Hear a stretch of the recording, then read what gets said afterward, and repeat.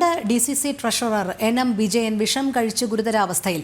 ഇളയ മകനെയും വിഷം കഴിച്ച നിലയിൽ കണ്ടെത്തി. ഇരുവരും കോഴിക്കോട് മെഡിക്കൽ കോളേജിൽ ചികിത്സയിലാണ്. അർജുൻ PS ചേരുന്നു. അർജുൻ, പറയൂ.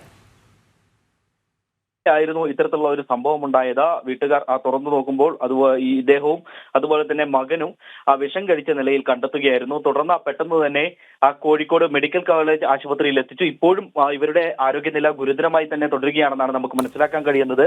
നേരത്തെ തന്നെ നമുക്ക് കിട്ടുന്ന സൂചന അനുസരിച്ച് ചില സാമ്പത്തിക പ്രശ്നങ്ങൾ ഇദ്ദേഹത്തിനുണ്ട്, സാമ്പത്തികമായിട്ടുള്ള ബുദ്ധിമുട്ടുകളുണ്ട്. ഇതാകാം കാരണമെന്നുള്ള ഒരു നിഗമനമാണ് ഉള്ളത്.